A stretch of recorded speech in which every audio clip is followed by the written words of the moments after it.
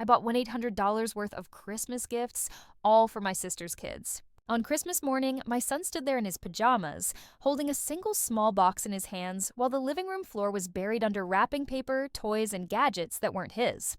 The tree lights blinked like nothing was wrong, like the holiday spirit was supposed to be enough to cover the look on his face. He didn't say a word, but I caught it.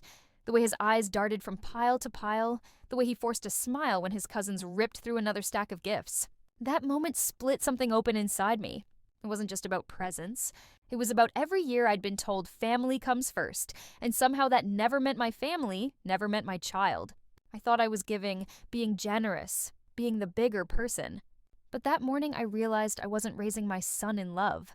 I was raising him in sacrifice. And the cruelest part? My sister sat there smug, sipping her coffee, like the empire of toys around her children was a throne she'd earned. What she didn't know was that morning was the last time she'd see me play along. Because the receipts, the credit card bills, and the years of one-sided giving had finally added up to something I could no longer ignore. And once I decided to turn the tide, nothing in our family would ever look the same again. On Christmas Eve, I was up until 2 a.m, arranging every box so perfectly under that tree, telling myself this year would feel different, that maybe all the sacrifice would be worth it. I had driven to 6 different stores in 2 towns, fighting traffic, sales, and my own exhaustion just to get the exact dolls, video games, and headphones my sister's kids had begged for. I wrapped them with ribbons so neat you'd think I was sending them to royalty, not to children who barely said thank you. My credit card balance sat at nearly $2,000, but I kept whispering to myself that Christmas was about giving, and I was being generous, and someday they'd appreciate me. But when the sun came up and I saw my son sitting cross-legged, clutching the single small box I'd managed to buy him, something in me cracked. He was 11, old enough to notice, old enough to understand, and yet too kind to say anything. I saw the way he tried to mask disappointment with politeness, the way he laughed along when his cousins screamed with joy over their mountains of presents, and I knew this was not just about gifts, it was about the pattern of my entire life. Giving until I was empty, while my sister and her family took until there was nothing left of me. For years I had excused it as family obligation, as me being the strong one, but that morning stripped all the illusions away. I wasn't a strong one. I was a doormat, teaching my son to accept crumbs while others feasted. My sister smirked from the couch, coffee in hand, and said, "Wow, you really went all out this year, huh?" As if the words weren't a knife. My parents nodded approvingly at her, not me, because in their eyes she was always the golden one, the mother of perfect grandchildren, while I was expected to pick up the slack and smile about it. The room smelled of cinnamon candles and pine needles, but for me it reeked of betrayal. Every laugh from her children was a reminder that I had traded my son's joy for their abundance, and yet even in that heartbreak, something sharp was forming inside me, a resolve. Because I knew the receipts were stacked in my purse, the bank alerts were still buzzing my phone, and I finally had evidence, cold, undeniable evidence, of just how deep their entitlement ran. What none of them realized was that this Christmas was the last time I'd ever play the role they had written for me. They thought I was powerless, trapped by guilt and tradition. But I'd already started planning my way out, and once the pieces clicked into place, they would learn just how dangerous it is to underestimate the quiet one in the family. I didn't yell. I didn't cry.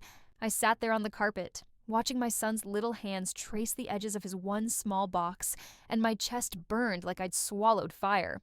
The cousins tore into yet another tower of gifts, squealing over the newest iPad case, the stack of designer sneakers, the drones and Bluetooth speakers I had paid for, and not a single one of them looked at me. Not even a half-hearted thank you. My sister leaned back like a queen surveying her court, basking in the glow of her kids' happiness, as if she had done something to earn it. She caught me watching and smirked, saying, "See? This is what Christmas is all about." Their faces, their joy, but it wasn't their joy. It was mine, siphoned out of me dollar by dollar, hour by hour, every time I said yes when I wanted to say no.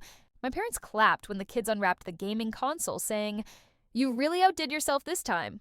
They thought they were complimenting her. They thought she had bought it. She didn't even correct them.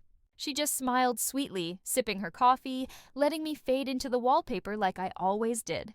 And in that silence, I realized they didn't just expect this from me. They had built an entire family system around it. I was the provider, the buffer, the one who could handle it. I was the one who stayed late at work to afford the extras, who skipped buying myself a winter coat so my sister's kids could have matching Christmas pajamas. And for what? For my son to learn that his mother's love meant everyone else came first?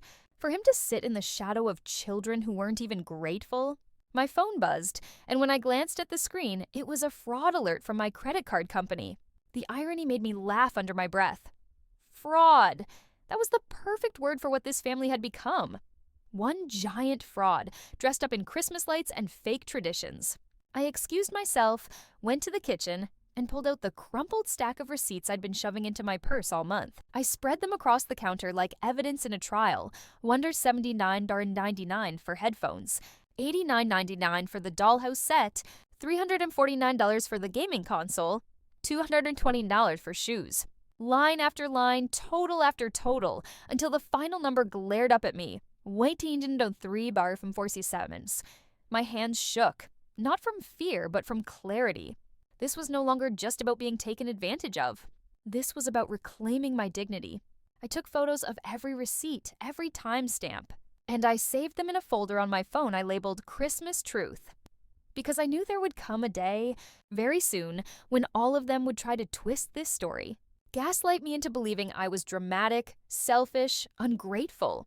And on that day, I would have proof. Hard, undeniable proof. My sister thought she had won because her kids were drowning in toys, while mine had barely a ripple.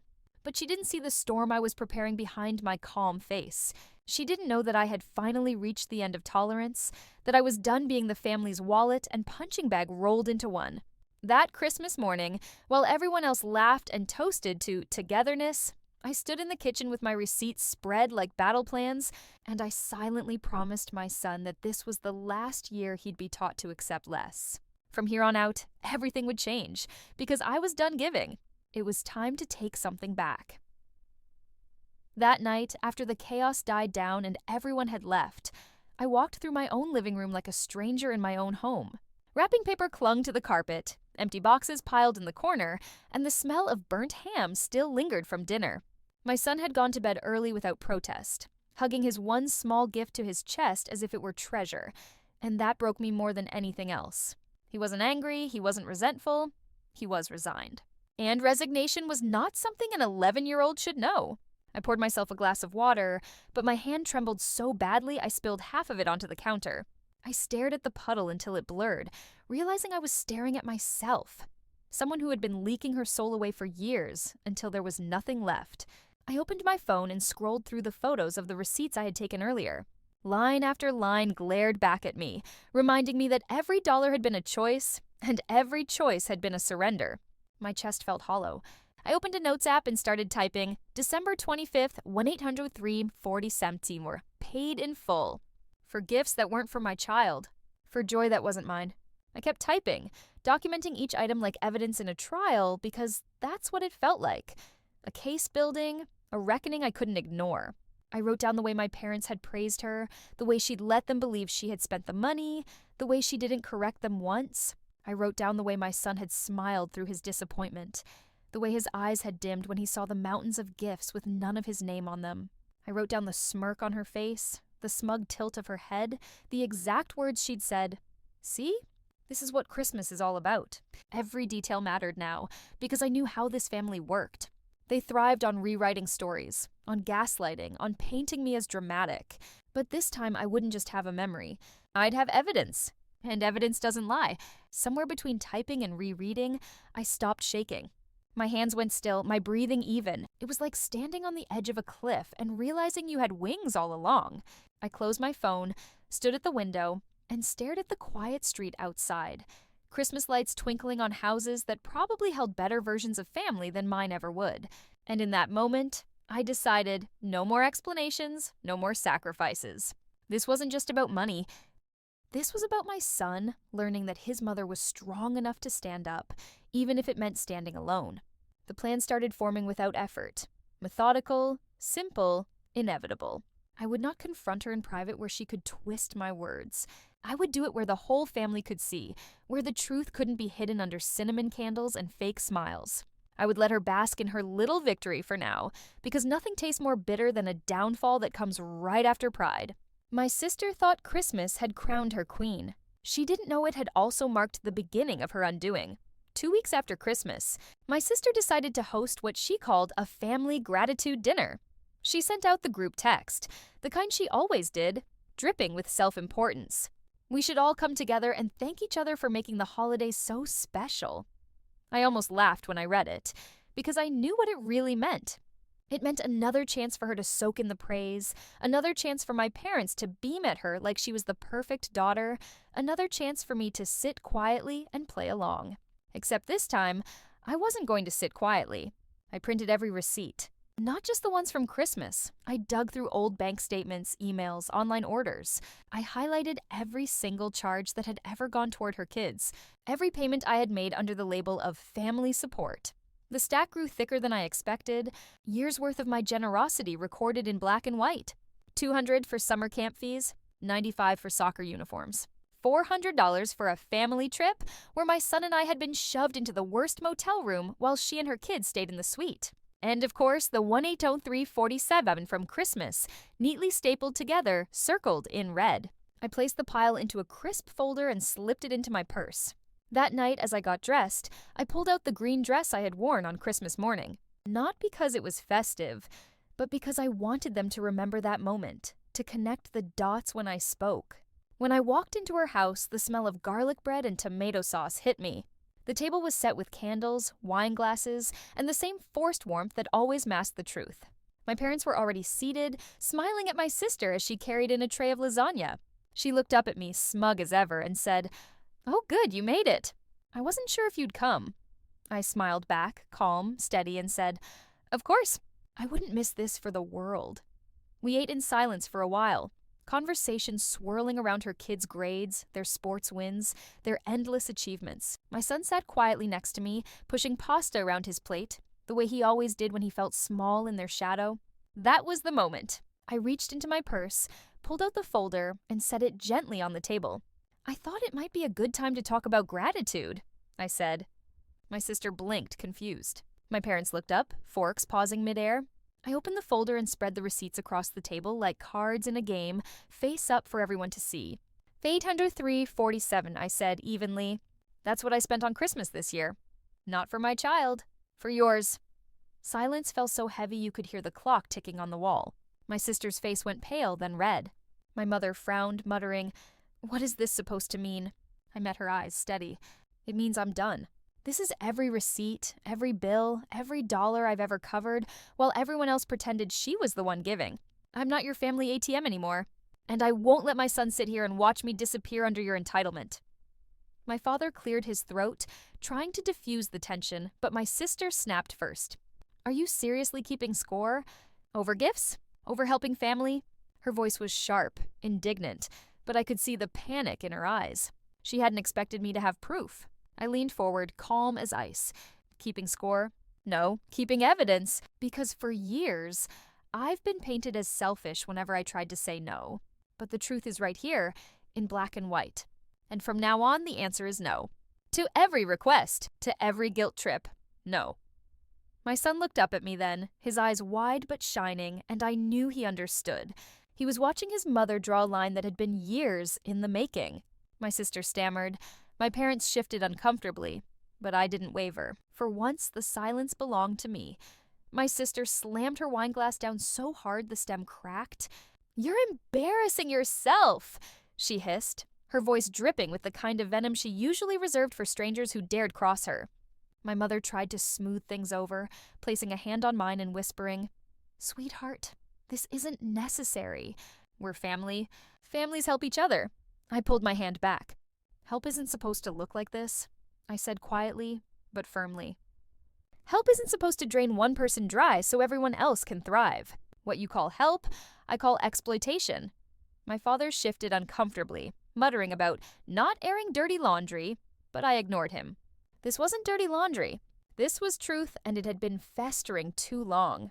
My sister lunged for the receipts, trying to snatch them off the table, but I placed my hand flat across the stack. "Don't," I warned. "These stay here. Everyone gets to see them."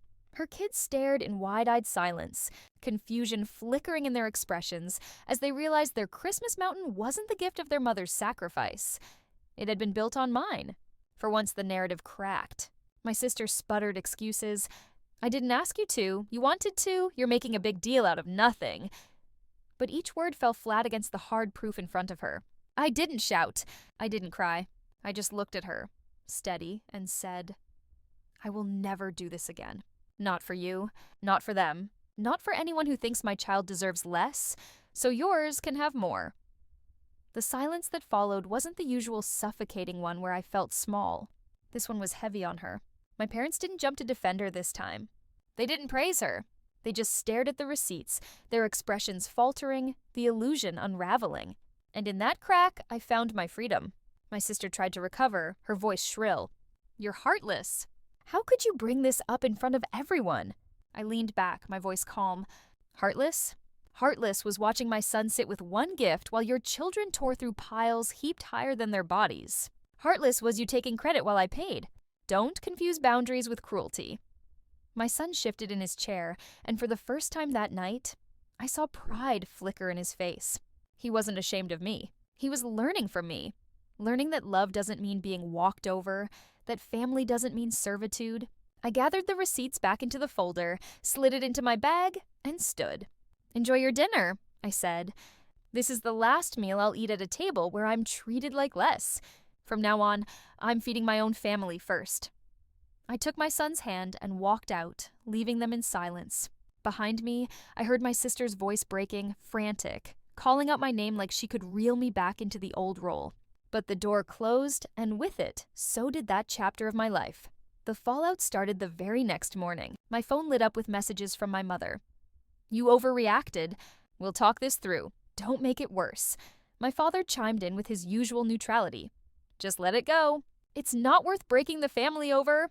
My sister, though, unleashed a flood of venom. Paragraphs accusing me of being jealous, ungrateful, dramatic. She sent screenshots of old group texts, twisting words, cherry-picking moments to make me look petty. She even tried calling my boss, whispering that I was unstable, a desperate move to tarnish me where it hurt. But here's the thing. None of it worked anymore. I didn't take the bait. I didn't explain, defend, or justify. I let the messages pile up like junk mail, each one proving exactly why I had walked away. For years, their voices had dictated my reality. Now, their noise was just that, noise. By the end of the week, extended relatives had heard the story, of course. My sister made sure of it. She told anyone who would listen that I had humiliated her children, that I had weaponized receipts, that I was obsessed with money. But gossip has a way of backfiring. Because when cousins, aunts, and even neighbors asked simple questions, "Wait, who actually paid for all those gifts?" her version started to unravel. Some even reached out privately, quietly admitting they'd noticed the imbalance for years, that they'd seen how much I gave compared to what I got. One aunt even said, "We always wondered how she managed all those extras." Now it makes sense. Meanwhile, my son held his head higher. He wasn't embarrassed anymore. One night, as we sat at the kitchen table eating the spaghetti I'd cooked, nothing fancy, just ours, he looked at me and said, "Mom, I'm glad you said something. I didn't like how it felt before." Those words were worth more than every receipt in that folder. That was my proof. Proof that I had made the right choice, that breaking the cycle wasn't cruelty. It was love. My sister didn't stop, though. She showed up at my house once, uninvited, pounding on the door with tears in her eyes, demanding I let her in so we could fix things. I didn't open it. I watched through the curtain as she paced, muttering, pulling out her phone to record some pathetic video about being betrayed by family. When she finally left, I felt a peace I hadn't known in years. The kind of peace that comes when you stop feeding a fire that only burns you. By the time spring came, invitations stopped arriving. Family gatherings went on without me, and for the first time, I didn't feel left out. I felt free. My son and I started new traditions, movie nights, small weekend trips, birthdays that were about us, not about anyone else's approval. I saw him bloom in ways he never had before, no longer overshadowed by cousins who took everything for granted. And me? I learned that revenge doesn't always look like shouting matches or dramatic scenes. Sometimes it's as simple as stepping back, holding up the truth, and refusing to carry what was never yours in the first place. But the story wasn't over. Because one envelope, delivered by certified mail in late April, would set off the final chapter. Inside was a legal notice. My sister had tried to drag me into small claims court. insisting I had gifted the money voluntarily and now owed her for defamation of character. It was laughable, really. But what she didn't realize was that in trying to drag me down legally, she had given me the perfect stage to put everything on record, once and for all. And I was more than ready. The courthouse was colder than I expected, the kind of sterile chill that seeps into your bones. But I welcomed it. It felt honest. Unlike the warmth my sister always faked at family dinners. I walked in with my folder clutched tightly under my arm, the same folder I'd carried since Christmas, now thicker with bank statements, screenshots, text messages, and a written timeline. My son sat this one out. I didn't want him dragged into the circus, but I carried him with me in spirit. My sister strutted in wearing her best blazer, her hair perfectly done, like she thought this was a show where she could charm her way through. She didn't look at me, only tossed her chin up, whispering something smug to her husband as they sat across the aisle. When the clerk called our names, I rose calmly. I didn't rush, didn't stumble. I felt steady in a way I hadn't in years. She opened her case first, her voice dripping with false sweetness. Your Honor, my sister has been harassing me, trying to humiliate me in front of family, and now she's attempting to paint me as some kind of thief. The money she spent was voluntary, gifts, acts of kindness. She's turning them against me out of spite. She spoke like she was auditioning for sympathy, but the judge didn't smile. He asked for proof. She shuffled through a flimsy stack of papers, none of which showed anything but her own entitlement. A few Facebook photos of her kids on Christmas morning, a couple of text messages cropped to make her look like the victim. When she finished, she leaned back with that smug expression I knew so well, the same one she'd worn on Christmas morning, sipping coffee while my son sat empty-handed. Then it was my turn. I stood, walked to the table, and opened my folder. One by one, I laid out the receipts, lining them neatly for the judge. These, I said, are the receipts for every item purchased for her children this past Christmas. $23.47, charged to my personal credit card. Each receipt matches the toys, the electronics, and the clothing seen in the photographs she provided as evidence. None of these were purchased by her. They were purchased by me. I slid over the bank statements, the timestamps, the credit card alerts. This is not a matter of gifts freely given. This is a documented pattern of financial exploitation spanning years. I've highlighted recurring payments for her children's extracurricular activities, vacations, and school fees. In total, over $14,000 across 5 years. Not a single repayment. Not a single acknowledgement. The judge flipped through the stack slowly, methodically, his brow tightening. My sister squirmed, whispering to her husband, but it was too late. The truth was on the table, and this time she couldn't grab it or tear it up. Furthermore, I continued, my voice steady, when I confronted her privately with this information, she allowed our parents and extended family to believe she had purchased these items herself.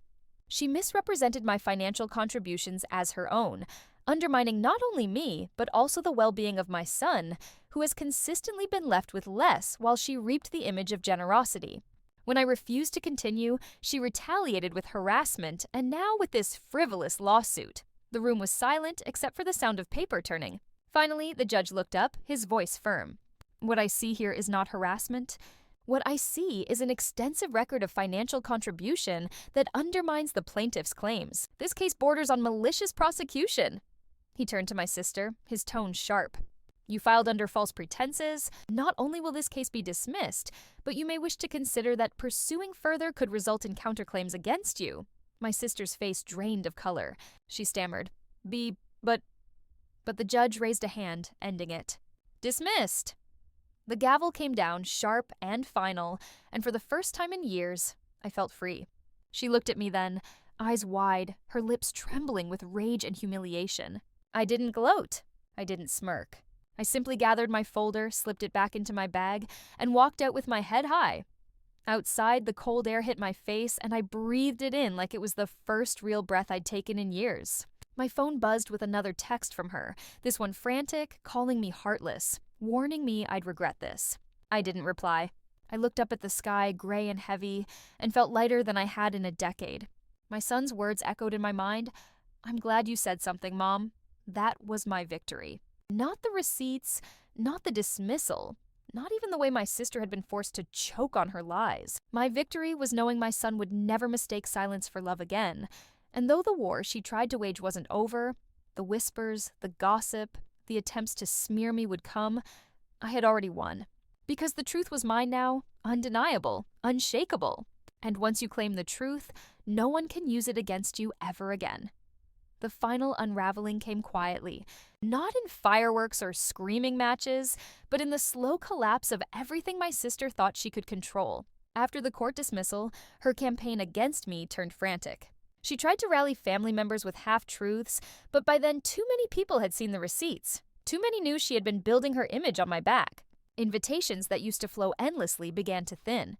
Cousins stopped reposting her holiday photos. Aunts and uncles grew distant, suddenly too busy to visit. She called it betrayal, but deep down, she knew the pedestal she'd built was rotting.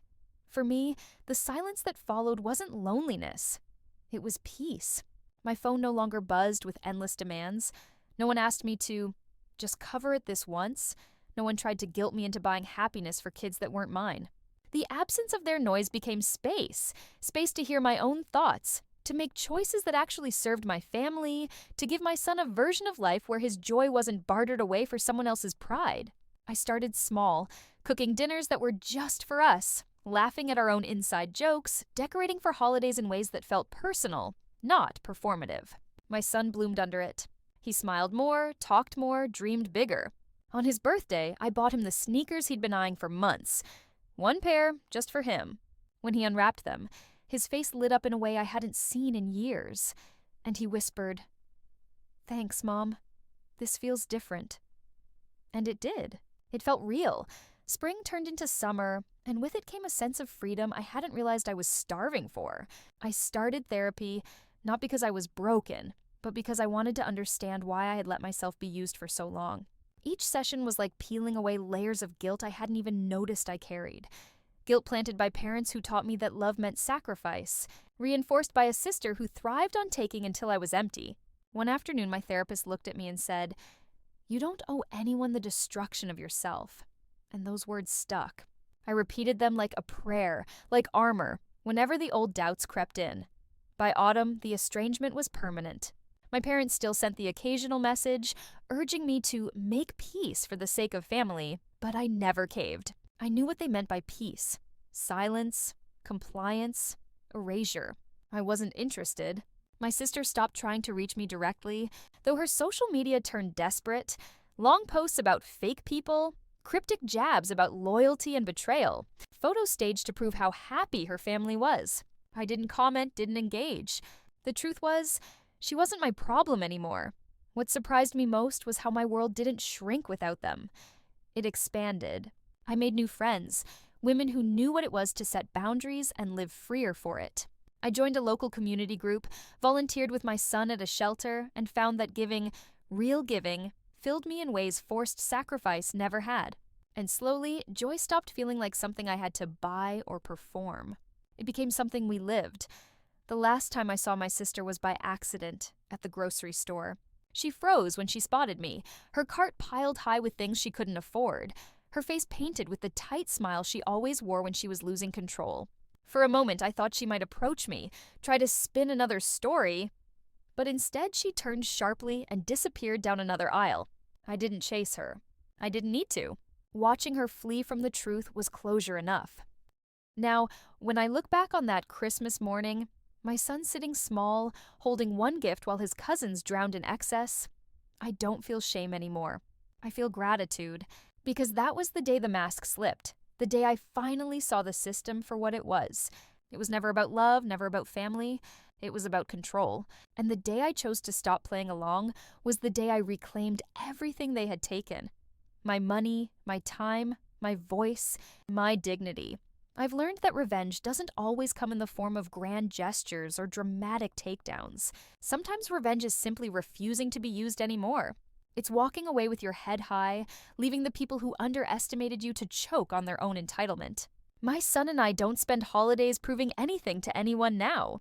We spend them together, in ways that are ours alone, quiet, simple, full of laughter that doesn't need an audience.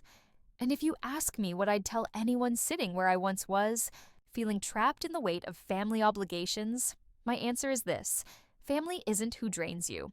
Family is who stands with you, who doesn't demand your silence, who doesn't make your child feel small so theirs can shine. And if the ones you were born to don't fit that definition, you have every right to walk away and build it elsewhere. Because the moment you decide you are enough, the moment you stop giving away your worth, you'll see it, the freedom, the peace, the quiet power that comes from finally saying no. So tell me, would you have done what I did? Or would you have stayed quiet for the sake of family? Where are you listening from tonight? Because maybe, just maybe, someone out there needed to hear this before they spend another year sacrificing themselves into nothing.